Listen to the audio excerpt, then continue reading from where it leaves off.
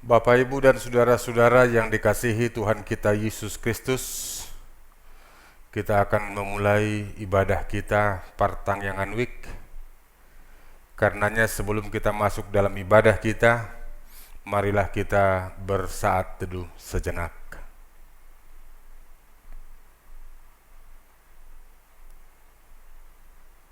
Amin.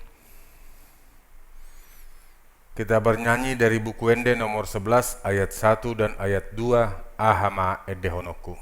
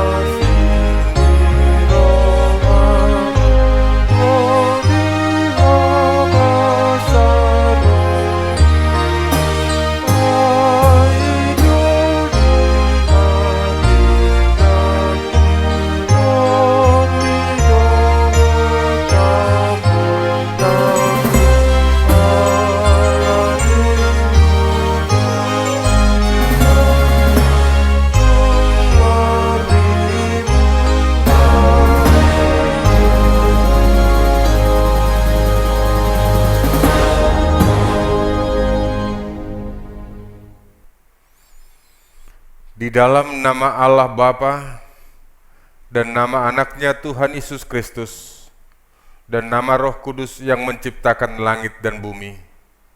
Amin. Nyanyikanlah nyanyian baru bagi Tuhan, sebab Ia telah melakukan perbuatan-perbuatan yang ajaib. Tuhan telah memperkenalkan keselamatan yang daripadanya, telah menyatakan keadilannya di depan mata bangsa-bangsa. Keselamatan telah dikerjakannya kepadanya oleh tangan kanannya, oleh lengan yang kudus. Haleluya. Marilah kita berdoa. Ya Yesus Kristus, Engkau adalah sinar terang kebenaran yang menerangi seluruh umat manusia di bumi ini. Hadapkanlah wajah-Mu kepada kami dan sucikanlah hati dan jiwa kami, supaya kami mengenal jalan kehidupan itu. Bimbinglah kami, supaya jangan tersesat dari jalan yang benar itu, yakni Yesus Kristus Tuhan kami. Amin. Pembacaan firman Tuhan dalam ibadah kita tertulis dalam Wahyu 12 ayat 10 sampai ayatnya yang ke-12. Kita akan membaca secara responsoria, demikian bunyinya. Dan aku mendengar suara yang nyaring di sorga berkata, sekarang telah tiba keselamatan dan kuasa dan pemerintahan Allah kita, dan kekuasaan Dia yang diurapinya, karena telah dilemparkan ke bawah pendakwa saudara-saudara kita yang mendakwa mereka siang dan malam di hadapan Allah kita.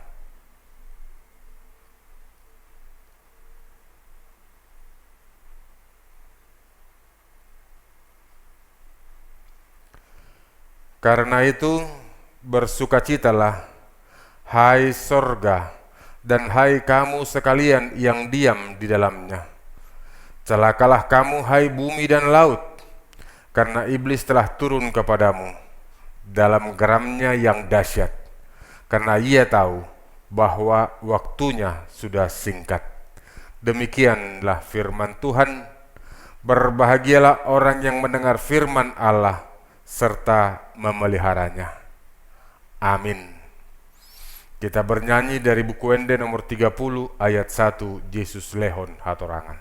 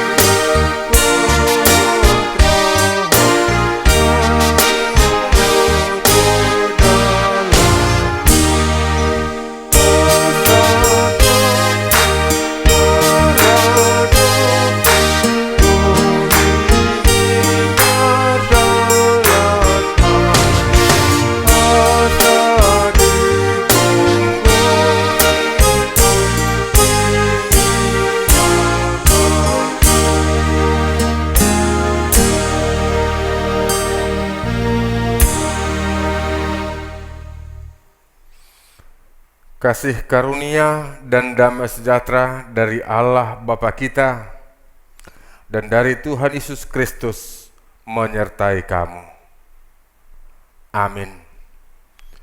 Bapak, Ibu, dan saudara-saudara yang dikasihi Tuhan kita Yesus Kristus, firman Tuhan yang menyapa kita pada malam hari ini di pertanyaan Week sesuai dengan Almanak HKBP tertulis dalam kitab Ulangan pasal 31 ayat 14 sampai ayatnya yang ke-22, atau dalam bahasa Batak dalam Bibel 5 Musa 30 sada ayat 14 sahatu ayat 22.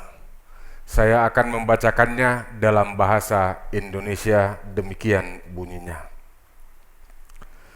Kemudian berfirmanlah Tuhan kepada Musa, sesungguhnya sudah dekat waktunya bahwa engkau akan mati. Maka panggillah Yosua dan berdirilah bersama-sama dengan dia dalam kemah pertemuan, supaya aku memberi perintah kepadanya. Lalu pergilah Musa dan Yosua berdiri dalam kemah pertemuan. Dan Tuhan menampakkan diri di kemah itu dalam tiang awan, dan tiang awan itu berdiri pada pintu kemah. Tuhan berfirman kepada Musa, ketahuilah, engkau akan mendapat perhentian bersama-sama dengan nenek moyangmu, dan bangsa ini akan bangkit dan berzinah dengan mengikuti Allah asing yang ada di negeri kemana mereka akan masuk. Mereka akan meninggalkan aku dan mengingkari perjanjianku yang kuikat dengan mereka. Pada waktu itu murkaku akan menyala-nyala terhadap mereka. Aku akan meninggalkan mereka dan menyembunyikan wajahku terhadap mereka, sehingga mereka termakan habis dan banyak kali ditimpa malapetaka serta kesusahan. Maka pada waktu itu mereka akan berkata, bukankah malapetaka itu menimpa kita oleh sebab Allah kita tidak ada di tengah-tengah kita? Tetapi aku akan menyembunyikan wajahku sama sekali pada waktu itu, karena segala kejahatan yang telah dilakukan mereka, yakni mereka telah berpaling kepada Allah lain. Oleh sebab itu, tuliskanlah nyanyian ini dan ajarkanlah kepada orang Israel. Letakkanlah di dalam mulut mereka, supaya nyanyian ini menjadi saksi bagiku terhadap orang Israel. Sebab aku akan membawa mereka ke tanah yang kujanjikan dengan sumpah kepada nenek moyang mereka, yakni tanah yang berlimpah-limpah susu dan madunya. Mereka akan makan dan kenyang dan menjadi gemuk, tetapi mereka akan berpaling kepada Allah lain dan beribadah kepadanya. Aku ini akan dinista mereka, dan perjanjianku akan diingkari mereka. Maka apabila banyak kali mereka ditimpa malapetaka serta kesusahan, maka nyanyian ini akan menjadi kesaksian terhadap mereka. Sebab nyanyian ini akan tetap melekat pada bibir keturunan mereka. Sebab aku tahu niat yang dikandung mereka pada hari ini, sebelum aku membawa mereka ke negeri yang kujanjikan dengan sumpah kepada mereka. Maka Musa menuliskan nyanyian ini dan mengajarkannya kepada orang Israel. Demikian firman Tuhan. Bapak, Ibu, dan saudara-saudara yang dikasihi Tuhan kita Yesus Kristus, acap kali sebuah suksesi atau sebuah pergantian mendatangkan keraguan-raguan. Dan nats yang kita baca barusan adalah rencana Allah melakukan pergantian pemimpin bangsa Israel yang akan melanjutkan perjalanan bangsa itu ke tanah yang telah dijanjikan oleh Allah. Karenanya saudara-saudara, seandainya bila kita adalah salah satu dari orang Israel yang hidup pada zaman Musa, mungkin kita juga memiliki keraguan yang sama, karena pergantian kepemimpinan bisa saja menimbulkan pertanyaan besar. Misalnya, mampukah dia ini menggantikannya? Mampukah dia ini menyelesaikan visi yang telah ditetapkan sebelumnya? Mampukah dia ini melanjutkan tugas yang telah ditetapkan sebagaimana di awalnya? Mampukah? Pertanyaan itu mungkin banyak.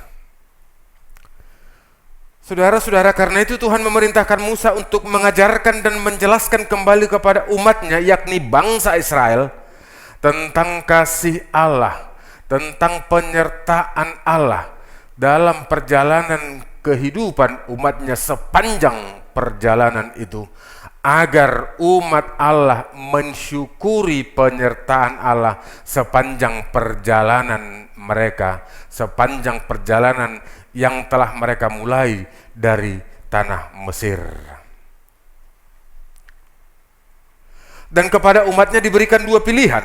Pertama, untuk tetap setia kepada Tuhan, dan pilihan kedua, boleh menjauh dari Tuhan.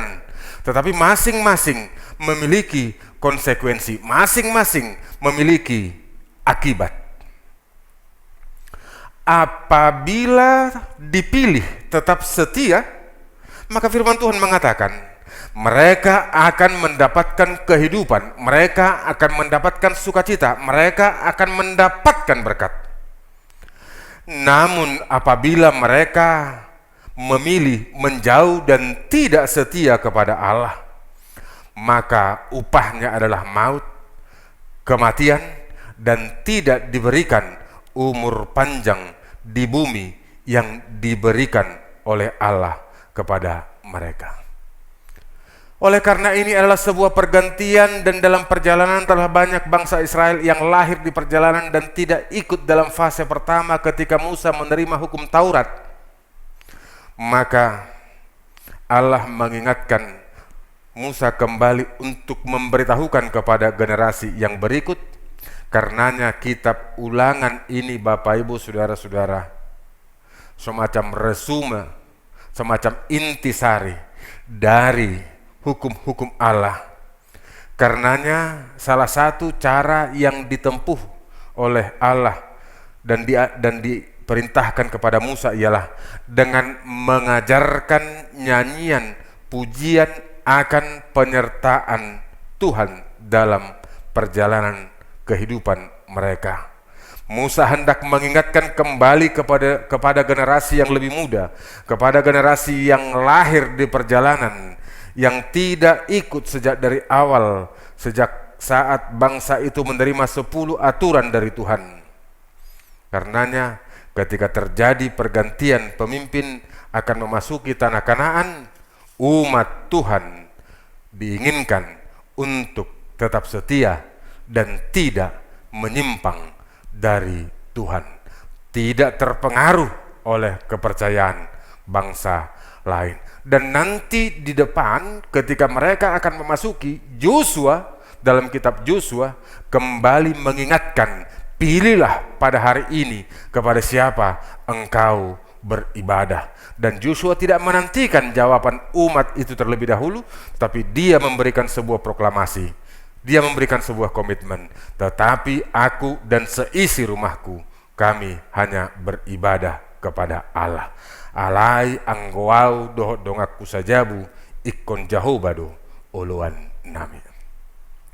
Karenanya Bapak Ibu saudara-saudara yang dikasihi Tuhan kita Yesus Kristus, dari nats yang kita baca pada malam hari ini, kita tahu bahwa pemilihan Yosua sebagai pengganti bukanlah atas inisiatif bangsa Israel, bukanlah atas inisiatif manusia, tetapi Allah sendiri yang berinisiatif dan menentukan.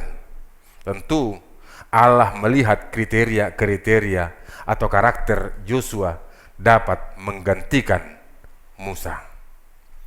Karenanya mari kita perhatikan beberapa karakter Yosua yang dapat kita jadikan sebagai pedoman di tengah-tengah kehidupan kita juga sebagai umat percaya. Pertama, Yosua adalah seorang hamba yang setia kepada tuannya. Alkitab berkata, sesudah Musa hamba Tuhan itu mati, berfirmanlah Tuhan kepada Yosua bin Nun abdi Musa itu. Yosua 1 ayat 1. Jadi dapat kita lihat saudara-saudara bahwa Yosua belajar dan mengenal Musa lebih dekat. Tentu kedekatan itu dipergunakan untuk melihat bagaimana cara Musa memimpin bangsa itu, sehingga dia belajar langsung dari apa yang dilakukan oleh Musa. Tidak ada orang sedekat dia dengan Musa. Jadi pemimpin ini benar-benar lahir dari bawah, belajar dari bawah. Yosua bukanlah golongan ningrat yang hidup dalam kemewahan, tetapi dari bawah. Nilai plusnya ialah dia bersama-sama dengan Musa, sehingga kecenderungan atau model atau metode yang dilakukan Musa selama ini dapat dia terapkan. Karenanya dalam Keluaran 33 dapat kita membaca bahwa Yosua tidaklah meninggalkan kemah itu. Itu menunjukkan loyalitas kepada Musa. Yang kedua, Yosua adalah generasi yang mau mendengar dan melaksanakan perintah. Saudara-saudara, salah satu tantangan terberat bagi kita saat ini ialah kurang mendengar, tetapi maunya didengar. Padahal Tuhan menganugerahkan 2 telinga dan menganugerahkan 1 mulut supaya kita lebih banyak mendengar daripada didengar. Yosua adalah generasi yang mau mendengar dan melaksanakan perintah, agar tidak terputus generasi yang setia dan taat kepada Allah. Musa menyuarakan kepada bangsa Israel untuk mensyukuri penyertaan Tuhan melalui pujian marhite-hite aka edde. Dan nyanyian itu diajarkan kepada generasi yang lebih muda, dan isi nyanyian itu adalah pujian kepada Tuhan dan penyertaan Tuhan atas perjalanan kehidupan bangsa itu. Yosua tidak pernah menunda dalam melaksanakan perintah. Tidak ada pula kata bertanya, tapi yang dia perbuat adalah melakukan dengan segenap hati setiap perintah yang dilakukan. Karakter ketiga yang kita lihat ialah Yosua adalah manusia yang sabar. Kita tahu apa yang terjadi ketika Musa berada di Gunung Sinai saat menerima 10 hukum Taurat.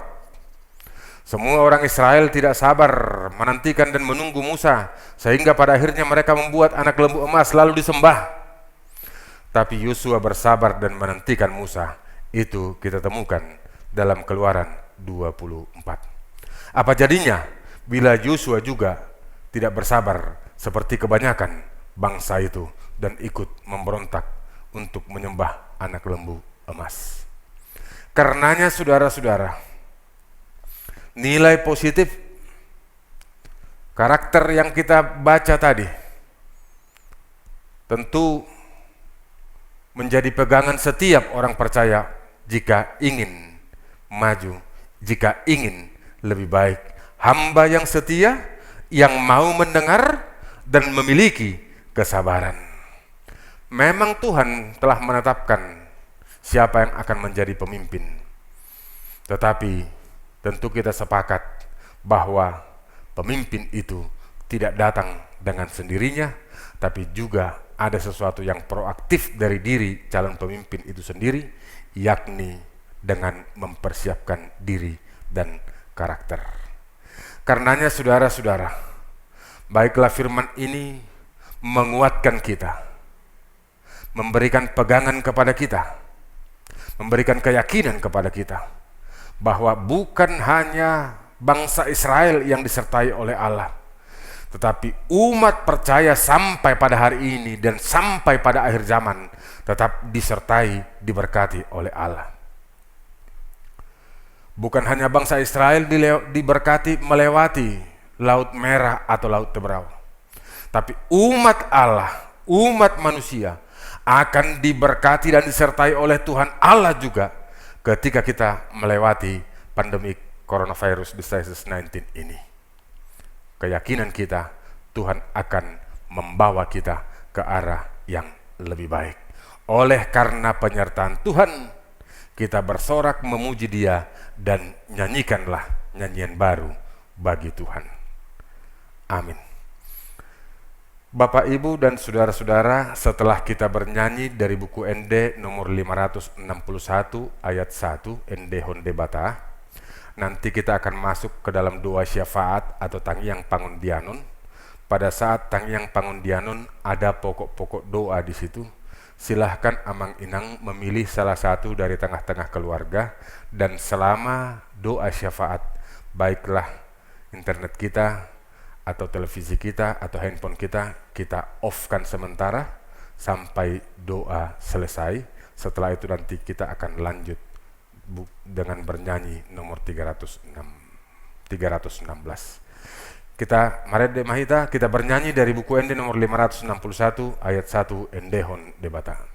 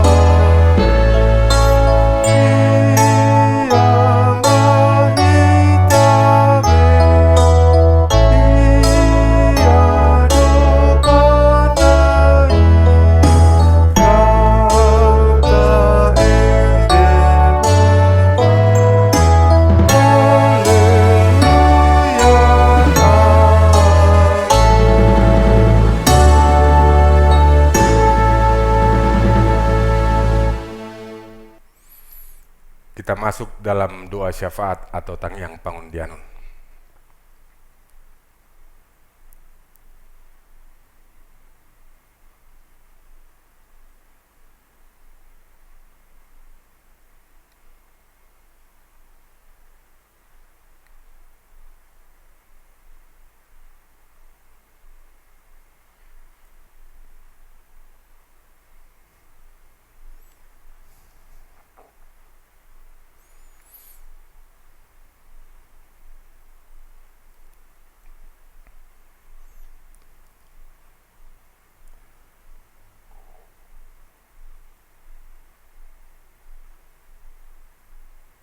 Sambil mengumpulkan persembahan, kita bernyanyi dari buku Ende nomor 316 ayat 2 dan 3, Saya Marlas Nirohahita.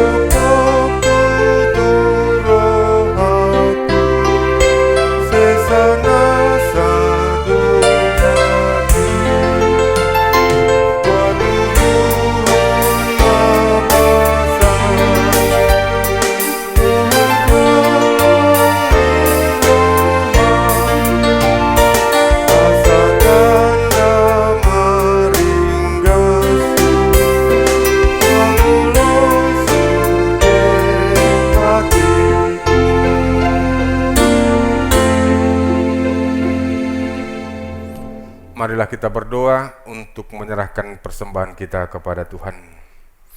Ya Allah, Bapa kami yang di sorga, kami mengaku bahwa Tuhan adalah sumber dari segala karunia yang melimpah dalam kehidupan kami masing-masing. Sebahagian daripada karunia itu kami serahkan kembali sebagai persembahan kepada Tuhan.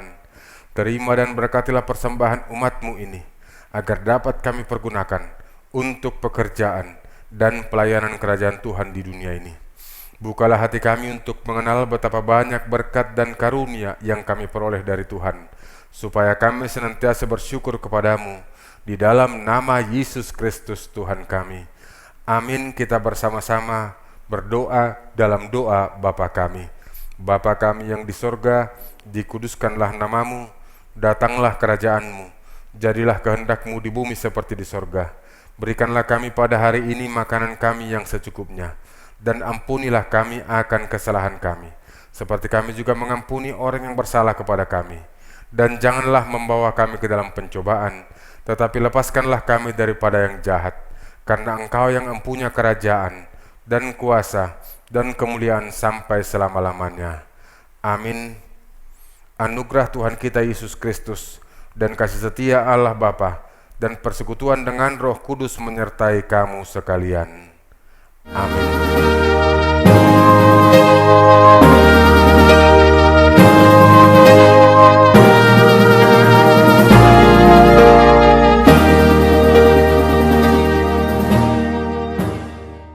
Selamat malam Bapak Ibu, kiranya Tuhan Yesus memberkati Bapak Ibu dan saudara-saudara dimanapun berada. Horas.